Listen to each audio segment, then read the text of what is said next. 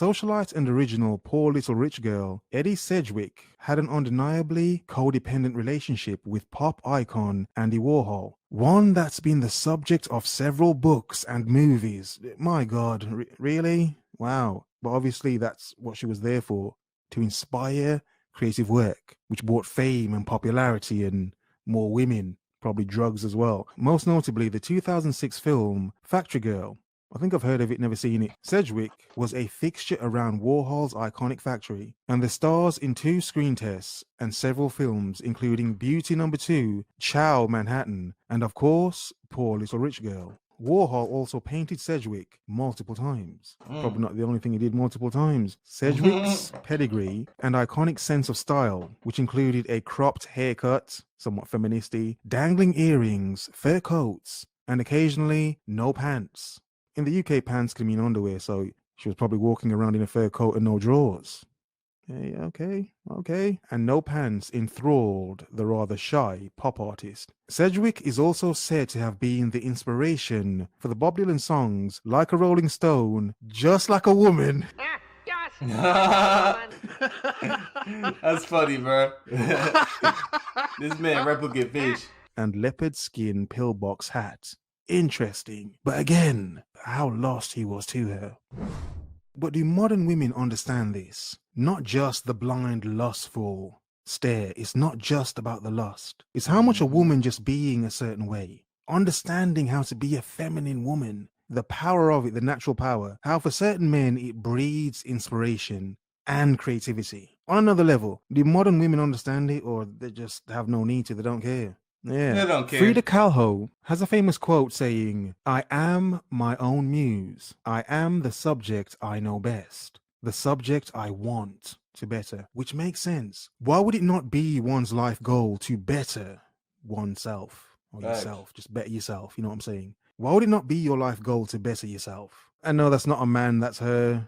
You know, she was very proud of her mustache. You know, very proud woman. Very popular and amazing Mexican artist. I think there was a movie about her. I think Salma Hayek played her with the unibrow and the mustache. Yeah.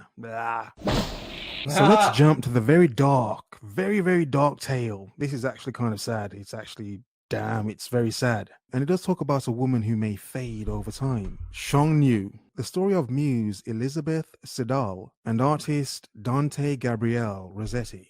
Siddal met Rossetti in 1850 and became his lover almost immediately. Damn, she was fast. Oh. As the affair ripened, she became increasingly insecure about Rossetti's notorious womanizing. Womanizing. Oh, she was up. It's not surprising to find a few artists that are womanizers. Agonizing over what he'd do with her when her beauty faded. Wow, when she hit the wall. But even back then, in 1850, obviously women were very aware that, oh, a man may, move on. A man may move on once she hits the wall. Wow, that's... oh, men are awful.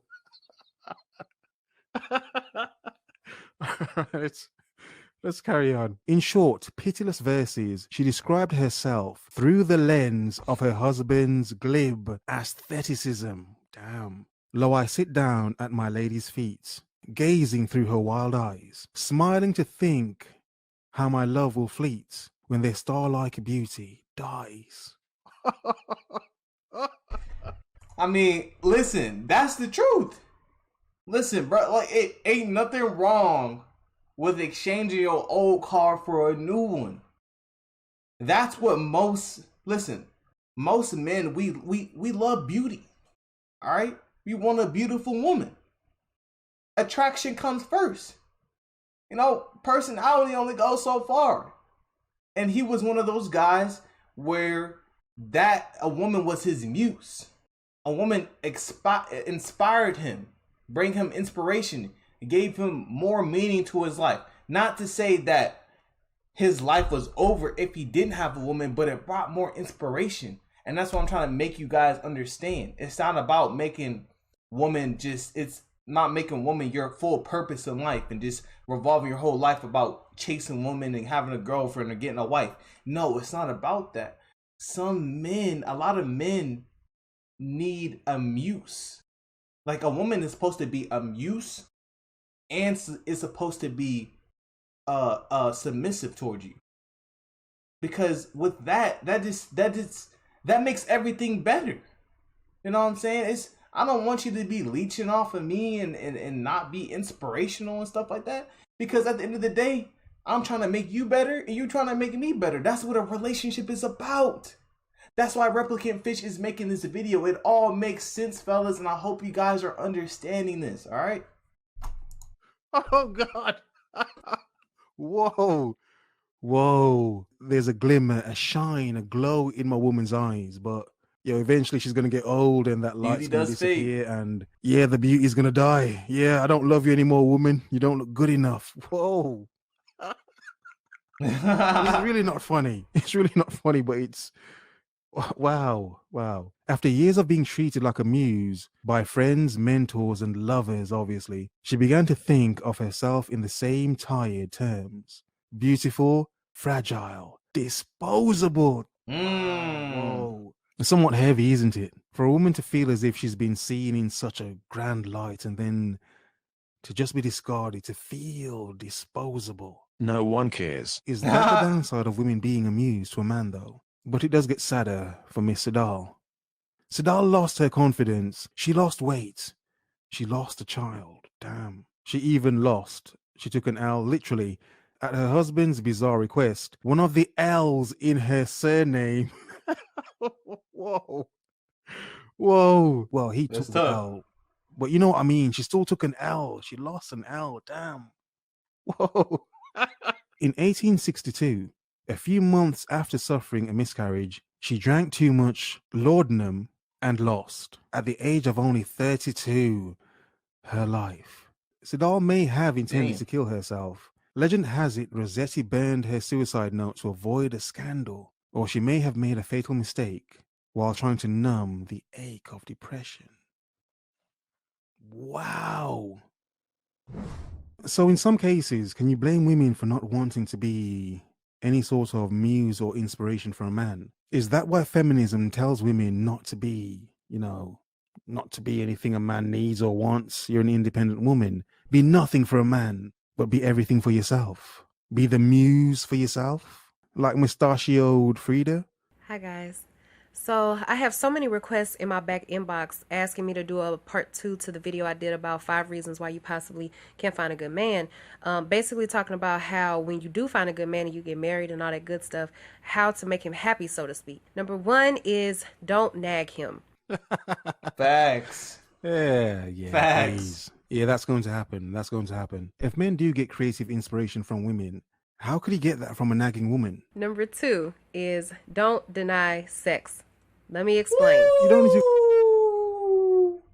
Now that's a big one right there. Listen, most women, they stay denying man sex. And you see, that's the thing. When a woman does that to a man, it doesn't make a man feel more of a man. That doesn't make him wanna, I gotta work hard for it. I gotta work harder for it. I gotta bring home more money. No, that doesn't make him wanna work harder. That actually hurts his self-confidence. That actually makes him feel like he's not good enough. That's actually being mentally abusive. That doesn't make him feel like you desire him anymore. Because a lot of men, we need that. We need that. We have testosterone. We got too much going on. We got to get some. It is what it is. But you see, these women will steadily, and that's when you know that a lot of women think that sex is transactional. Because you got to do something for them for you to get some from them. Most of them. You got to either take them out on a date. You got to buy them a Birkin bag. You got to do this. You got to do that. Blah, blah, blah, blah, blah. It's messed up. To explain, Olivia, only if a man's doing something wrong, he should be denied sex. Only if he's doing something wrong. Not because a woman wants to use it as like a power leverage thing. No, that's when he's effed up. Men express themselves emotionally through sex with their significant other. Facts. We express ourselves through talking with our significant other. That's why they complain we talk too much and we complain that they want it too much. It's an exchange of power and weaknesses. Now, am I saying every single time you're not in the mood to just go ahead and have sex anyway? No, that's not what I'm saying. But what I am saying is that just keep in mind that when you don't, you could possibly be turning down and denying his expression of love. Number Mm-hmm. three is cater to him as king. You'd hope, but a lot of women Yes. nowadays see you as their court jester. Not necessarily their king. She more wants to be the. You know what's crazy? You know what's crazy? Listen, a lot of these women like to say, "I'm a queen," but you can't be a queen without a king. That's what most women don't know. You see, for you to be a real queen, you need a man, you need a real king to lead you. That's facts. Quote it in the comments. Queen, and in some cases, she wants you to be the manservant. Oh God. Number four is what you did to get him, do to keep him. It's like the article with the husband. How at first she was amused to him, but then the light faded from her eyes and the love for her died. we we as women, we complain a lot about how when men get Facts. comfortable, they don't do what they used to do and they start slacking off and all that, but we do the same thing. Number five is be compassionate. We're so used to him being the rock and the protector that we actually forget how easily he could break down because of these very reasons. Exactly. Women don't understand how difficult it is being a man. Of course, it's amazing and awesome, of course. However, it can be difficult being a man as well. You see, what women don't understand is why certain men seek out the presence or company of other women. The reason is because these women provide something soothing. For certain men, creative men, the soothing becomes inspiration, motivation. And the last and final one, which is the biggest one, is pray for and pray with your man. Pray for your man. If you really think that you're about to master your relationship without consulting the master, then your relationship is headed nowhere fast. Silence, you fool! It's an art You know form what? in itself. Chat, let's go back a little bit, and I want to rewatch that real quick because that right there makes a lot of sense. Okay. And the protector that we actually forget how easily he could break down because. Number five is be compassionate. That's a big thing, okay? Because a lot of women don't understand how much us men go through, and going, being at work, dealing with people, working all these hours. Us feeling like we can't really open up emotionally, stuff like that. We go through a lot. So when we get home, we just want peace. And part of being compassionate is being that other person's peace. Being that other's person, you know what? You can trust me. You know what? I'm here for you. You know what I'm saying? If you don't want to talk about it, I'll just be here. I'll just be cuddled up right next to you. I'll kiss you. I'll hug you. It's the little things that count.